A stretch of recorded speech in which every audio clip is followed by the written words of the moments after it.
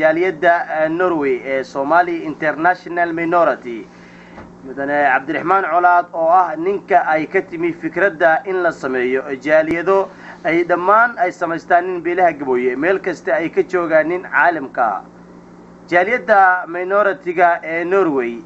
ayaa iminkana waxa si toos ah qadka inoo ku fadhiya gudoomiyaha jaaliyadaasi عبد الرحمن علاض oo u tahniyadeynaya ama saraba in uu ka hadlo jaaliyada dhawaan laga aasaasay dalka Sacuudi Carabiya ee isku astaanta iyo isku fikirka iyo waliba isku halganka ay yihiin jaaliyadaasi Norway iminkana waxaan qadka ku soo dhaweynaa mudane عبد الرحمن علاض عبد الرحمن may maqashaa walaal السلام عليكم ورحمة الله وبركاته أنكم مقلاو شمس الدين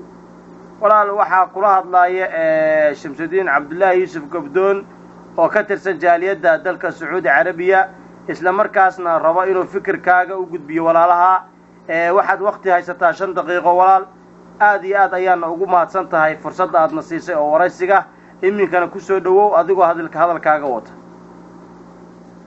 بسم الله الرحمن الرحيم السلام عليكم ورحمة الله وبركاته أنا عبد الرحمن علاض محمد قدوميها جالية الصومال انترناشنال مينورتي نوروي وحان آد سلام ووسو قدبنا يا دمان بيالها قبويها ميلو البيع جوغان أما بيالها مينورتيغا أما بيالها دمودات تقود ميلو البيع جوغان أيان سلام ديران وسو قدبنا يا سلام تيدي كبعدي waxaan halkan uga dirayaa tahniyad aad u diiran oo qaali ah dhammaan dadka ku nool wadanka Sacuudi Carabiya oo maanta ku guuleysteen inay aas-aasaan jaaliyad ay ku midaysan yihiin dhammaan qabiilada Madhibaanka Muusaha Tumaalada Yibraha iyo Xarada intaba ay ku dhan yihiin oo intaasoo dadka qaarkood isku yiraahdaan gabooye dad naqaari diidan yihiin jaaliyadaas oo astaanteeda iyo loogadaba ay ka qaateen jaaliyada Somali International Minority Norway isla markaasna ku aasaasatay fikradii iyo halgankii ay u galeen dadka jooga Norway in laga aasaaso dhammaan wadan walba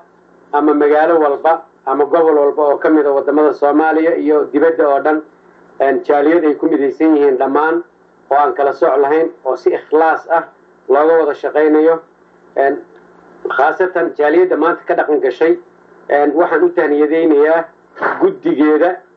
sharafta leh oo ugu horeeyo gudoomiye Bashiir Cabdi Cartan iyo gudoomiyaha dumarka Rooda ayaan aad ugu tahniyadeynayaa iyo dhammaan inta guddiya iyo inta afhayeena oo la shaqeysa aad iyo aad ayaan ugu guubaabinayaa maanta jaaliyada ay dhisteen ee sharafta leh ee isku duubnida leh ee halganka leh ay u wada riyaaqsan yihiin in ay dhammaan gudoomiyayaasha iyo guddiga la shaqeeya iyo dhammaan dadka u dhashay beelahaas oo dhanba inay si ikhlaas uga wada shaqeeyaan si isku duubniyo uga wada shaqeeyaan annagana waxaanu ballan qaadaynaa haddii aanu nahay jaaliyada Somali International Minority Norway in aanu si daacad ula shaqeyno wixii aanu u qaban karno heelihooba aan u darab qabanno wixii farsamo iyo wixii caqli iyo wixii tayicilina iyo wixii taakuleynaba aanu la daba taaganahay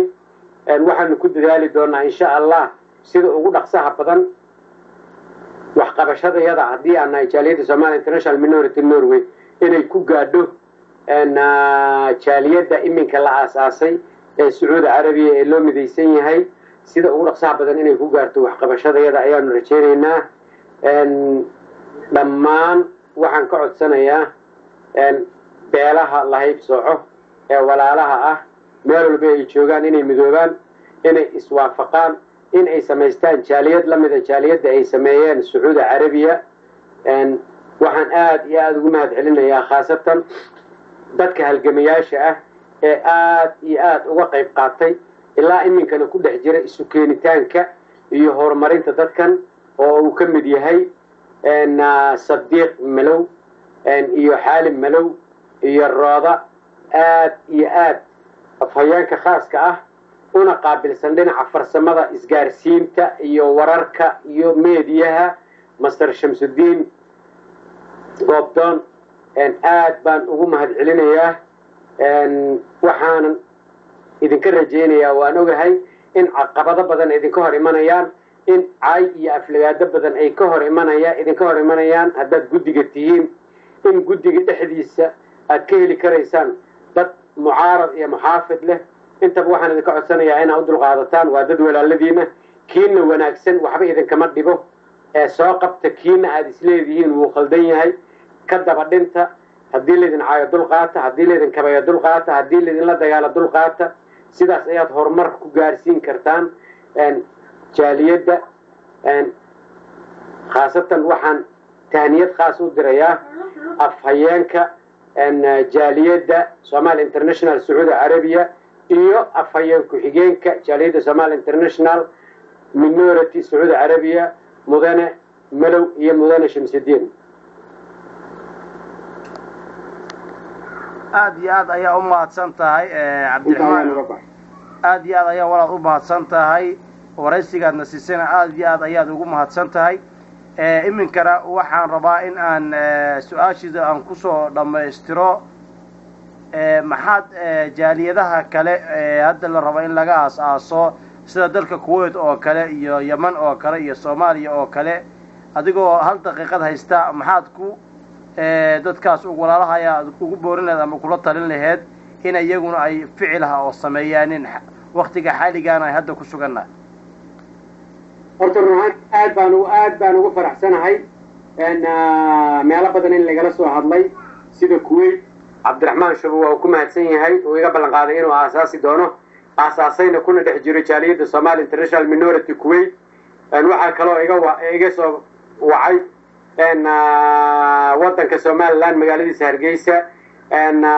Salaadiin iyo Cuqaal iyo afhayeenka beeshi Gabooye Kamaaluddin Kamaal iyo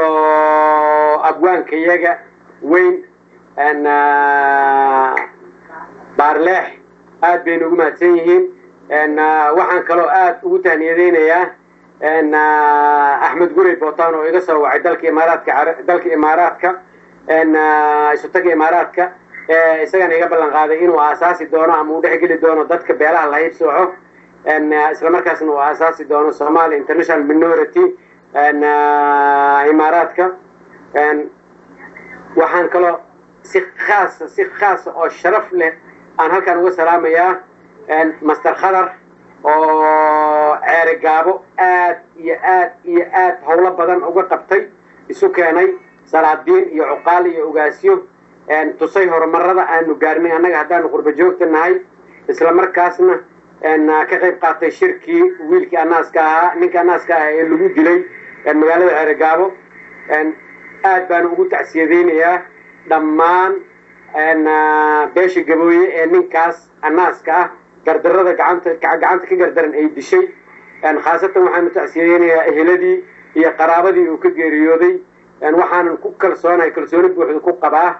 beesha Gabooye oo u dhan ceerigaabo inay arrintaas ayaan ugu baaqayaa inay arrintaas wax uga qabtaan sida ugu munaasibsan oo magacayaga iyo sharaftayada ay ku ilaalinayaan ay wax uga qabtaan ninkan gacanta ka gardaran ay dishay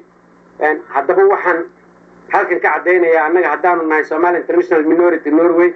in aan u taagannahay halganka beelaha Gabooye meel walba ay joogaan khaasatan haddii aanu ka hormarno meelaha baahida ay ka taagan tahay sida Afrika sida Turkiya sida Soomaaliya sida Somaliland aanu mardhowna bixin doono bilownana inaanu bixino